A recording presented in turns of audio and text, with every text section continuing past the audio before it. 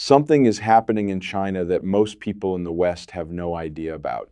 Not because it is being hidden, not because it requires special access or classified information, because the pace at which it is happening is so fast, so broad, and so simultaneous that by the time one development makes international headlines, three more have already moved past it. While Western media cycles through the same political stories and the same celebrity controversies, China is doing something that has never been done before in human history. It is building the future. Not planning it, not funding research toward it, building it right now at a scale and a speed that genuinely has no historical precedent. Robots that look indistinguishable from human beings working in hotels and hospitals, cars that dance, float, and park themselves sideways. Trains floating above the tracks at speeds that make commercial aircraft look slow. Surgeons operating on patients thousands of kilometers away through robotic systems. Delivery drones dropping food at your door in 15 minutes with minute-by-minute accuracy. Children as young as 6 years old learning artificial intelligence as a compulsory school subject. This is not science fiction. Every single thing in this video is real, operational, and happening right now.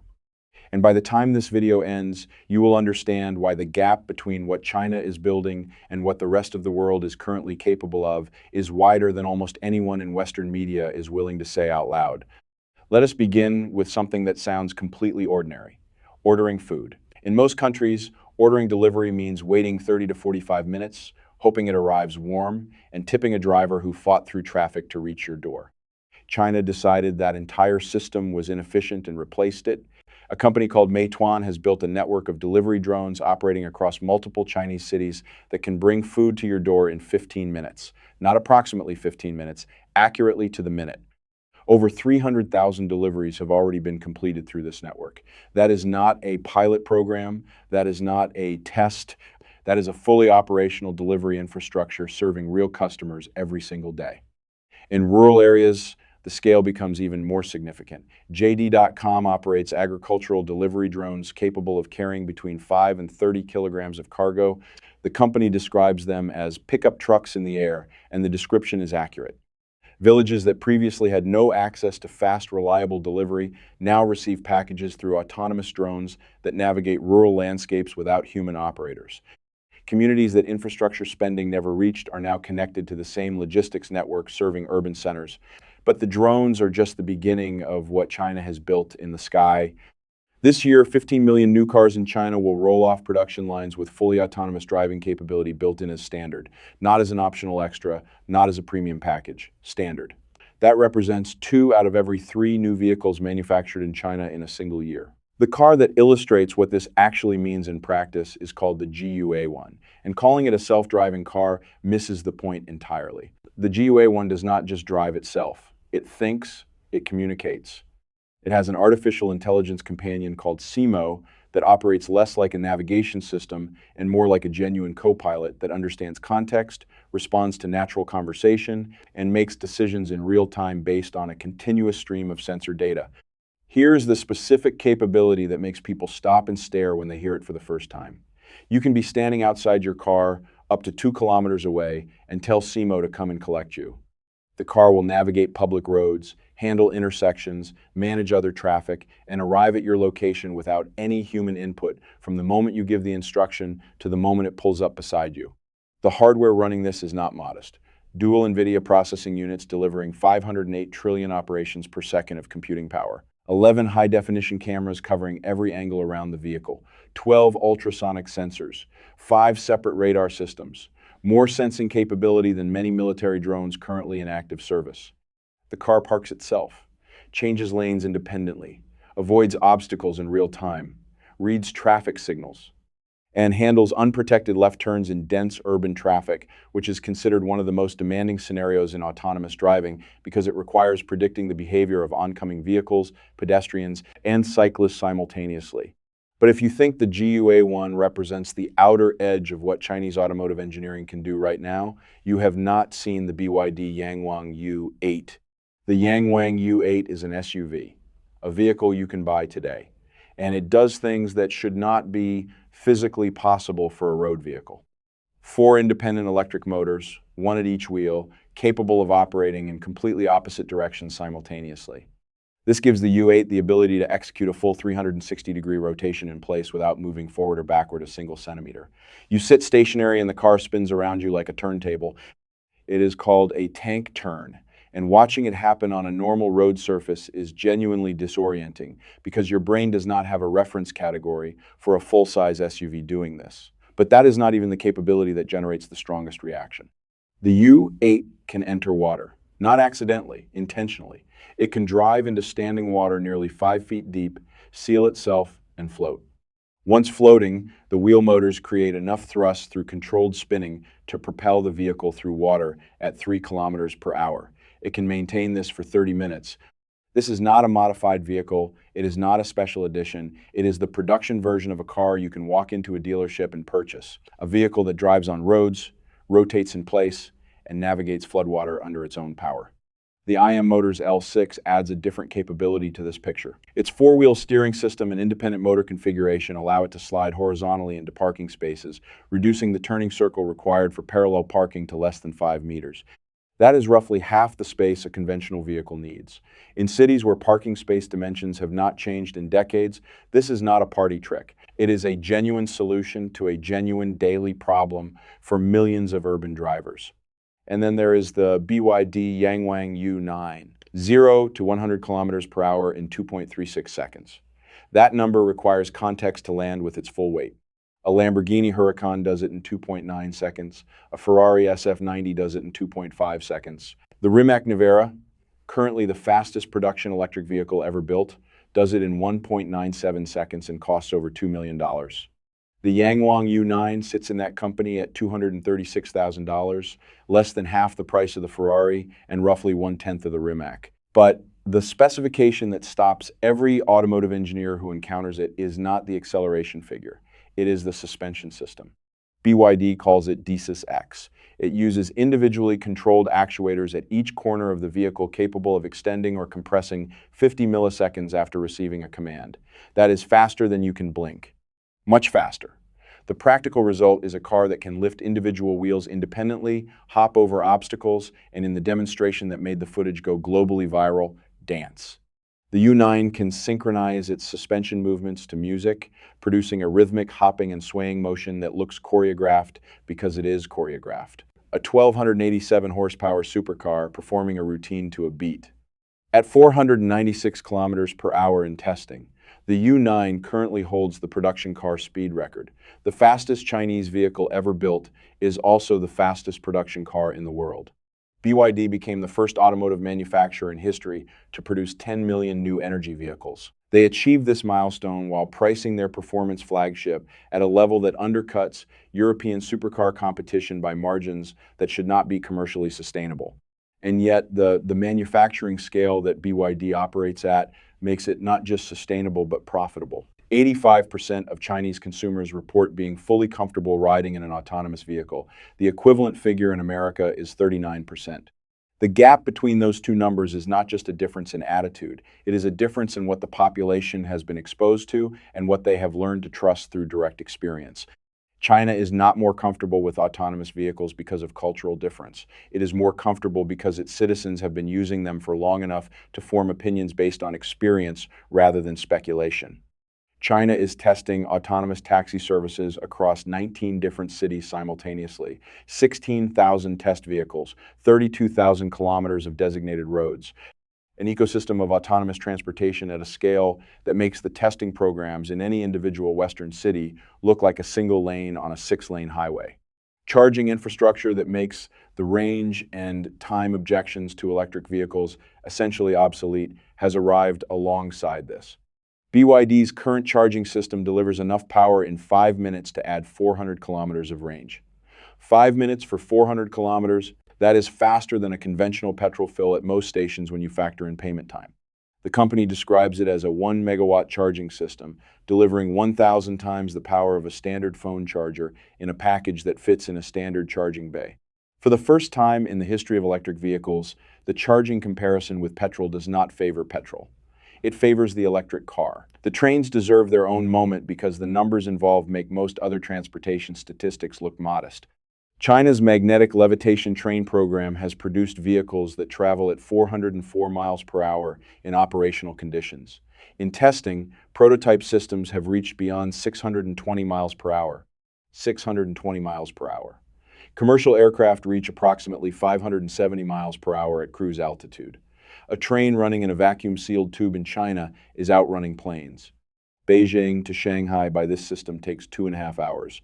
The same journey by current high-speed rail takes 4.5 hours. By car, 14 hours. By the time the full vacuum tube maglev network is operational, distance between Chinese cities will be measured not in hours, but in what you can accomplish during the journey.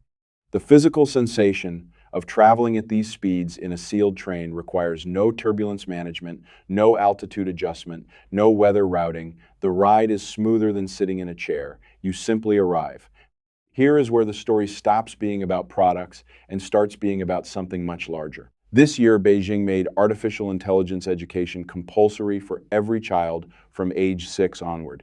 Every child. From their first year of formal education, a minimum of 8 hours per year of structured AI curriculum, with 184 pilot schools running significantly more intensive programs. The children entering Chinese schools this year will graduate into a workforce where AI is not a tool they had to learn to use as adults. It is a native language they grew up speaking. The cognitive relationship they form with artificial intelligence systems in childhood is fundamentally different from the relationship formed by someone who encountered these systems as a working adult and had to adapt. The competitive implications of this across a 20-year horizon are not being discussed seriously enough in any Western policy conversation. In 2024, Chinese construction companies completed an entire highway section using exclusively autonomous machinery, not partially autonomous, not supervised automation with human oversight, fully autonomous from planning execution to final surface completion. 100 self-driving hauler trucks operating continuously, each carrying 85 tons of material, operating in conditions reaching 40 degrees below 0 Celsius, without operator intervention. 10 autonomous road rollers. 2 GPS-guided automated pavers constructing the highway surface using algorithmic precision that produces a more consistent result than human-operated equipment under any conditions. China's target for autonomous construction vehicle deployment by end of year is 5,000 units. Given the pace at which the program has scaled so far, industry observers consider this figure conservative. The roads being built by robots will be driven on by robots. There is a certain logic to this that becomes more apparent the longer you look at the full picture of what is being constructed. 62 Chinese airports now process passengers entirely through facial recognition. No ticket, no identification document, no boarding pass. You walk through and the system recognizes you, verifies your identity against flight records, processes your security clearance, and opens the gate. The entire interaction takes 12 seconds per passenger. Shanghai Hongqiao Airport has eliminated the concept of a travel document for domestic passengers. Your face is the document. Beijing Capital Airport operates over 600 biometric checkpoints, 250 automated gates, and 80 self-service processing stations. Peak hour passenger volumes that previously required hundreds of staff to manage now flow through automated systems at higher throughput with lower error rates. Beyond airports, China operates more than 200 million surveillance cameras networked into a system capable of real-time facial identification across the entire country.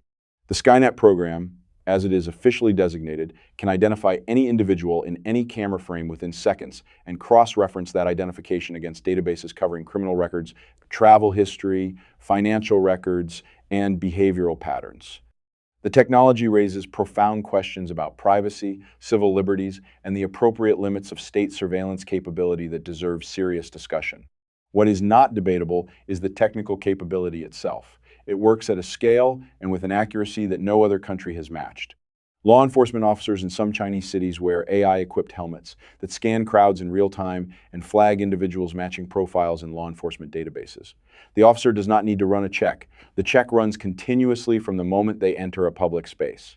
Payment systems in China have moved beyond contactless cards and mobile phones to something that requires neither. WeChat's palm payment system reads the unique vascular pattern of a user's hand.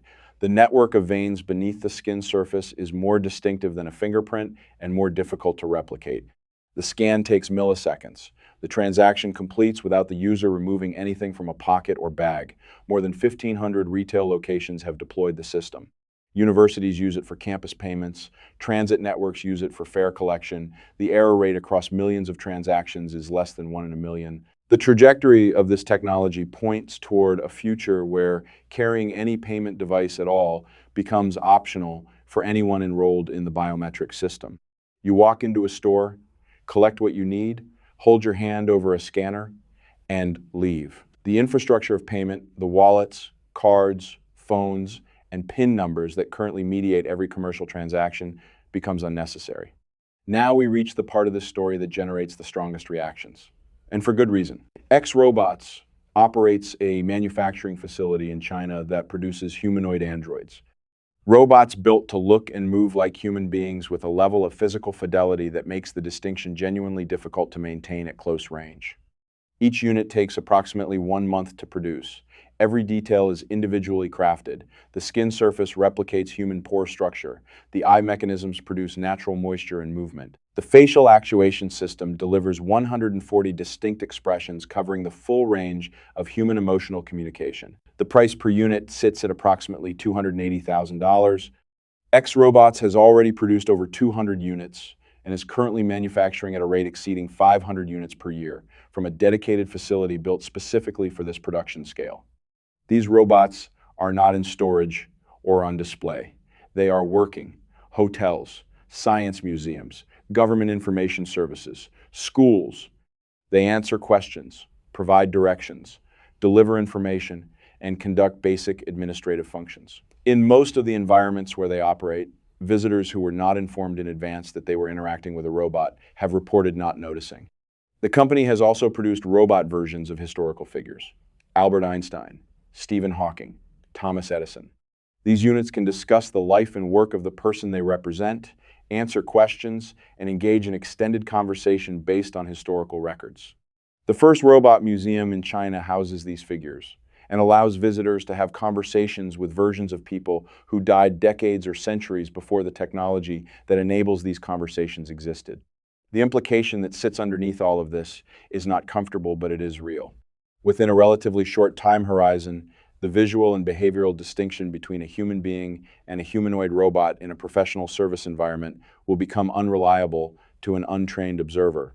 The social, ethical, and economic implications of that shift are significant enough that no single video can do them justice. But the technology producing that shift is not theoretical. It is operational and scaling.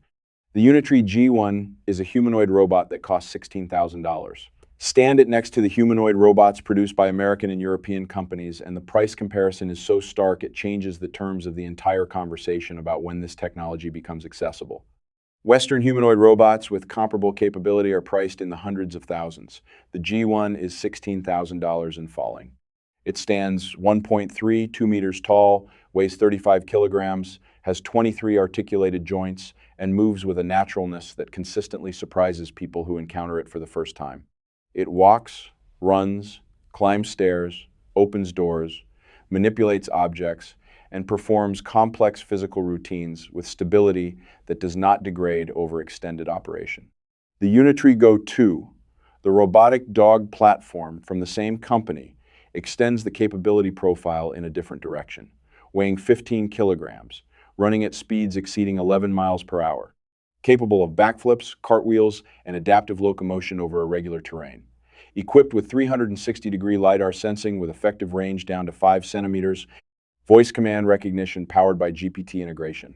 At the Asian Games in Hangzhou, Go 2 units worked on the field transporting discus and javelin between events. The crowd response was reported as one of the most enthusiastic of the entire games for any non-competitive moment. Police forces and military units in multiple countries are deploying these platforms for reconnaissance, perimeter security, and terrain assessment in environments considered too dangerous or inaccessible for human personnel. The medical dimension of what China has built deserves specific attention because the implications are most immediately human. Automated blood draw systems developed by Chinese medical technology companies use computer vision and robotic precision to identify veins and execute venipuncture with a success rate that exceeds average human clinical performance. The consistency of the robotic system does not vary with the skill level of the individual operator, the time of day, or the number of procedures performed that shift. Every draw is executed with the same precision as the first. Autonomous medication delivery robots navigate hospital corridors, collecting prescriptions from pharmacy dispensaries and delivering them to patient wards with documented accuracy rates that exceed manual delivery systems. Medication errors, which represent a significant source of preventable patient harm in hospital environments globally, are reduced by systems that cannot misread a label, mix up a patient, or become fatigued at the end of a long shift. Remote surgery has advanced from demonstration to clinical practice in China. Surgical teams in major urban centers have performed operations on patients in remote provinces using robotic surgical systems over high-bandwidth communication links. The surgeon's movements are translated into robotic action at the patient site with latency measured in milliseconds. Procedures that previously required either transporting critically ill patients over long distances or accepting lower quality of care in facilities without specialist surgeons are now accessible to patients regardless of their location, relative to the nearest specialist. China has operationalized the world's first AI-staffed medical facility. 14 robotic physician units and 4 robotic nursing units, managing a patient throughput of 3,000 cases per day. Diagnostic accuracy in evaluable cases has been measured at 93%, a figure that compares favorably with documented human physician accuracy rates across comparable diagnostic categories. These are not experimental programs. They are operational healthcare infrastructure, serving real patients today. Agriculture represents perhaps the least visually dramatic application of the technology China has deployed, but the practical implications are among the most significant. The DJI Agras T-100 agricultural drone carries 100 kilograms of seed or pesticide payload, operates autonomously along pre-programmed field routes, works at night using sensor guidance, and covers area at a rate that makes manual application economically unviable by comparison. A single unit handles crop coverage that would require multiple human operators working extended hours. The 108-arm cotton management robot uses camera and sensor arrays to identify and process individual cotton plants at a precision level that manual workers cannot maintain at speed. It covers between 26 and 40 hectares per day. The human equivalent requires a team working full days across multiple weeks to achieve the same output. GPS-guided autonomous transplanting systems plant crops on 6 to 7 hectares per day. That represents the equivalent daily output of 80 to 100 human agricultural workers. In a country managing food security for the world's largest population, the productivity differential between automated and manual agricultural operations is not a marginal efficiency gain. It is the difference between sustainable food production economics and unsustainable labor costs. Pull all of this together into a single picture, and something becomes visible that individual stories about individual technologies do not reveal on their own. China is not building one impressive thing at a time. It is building everything simultaneously.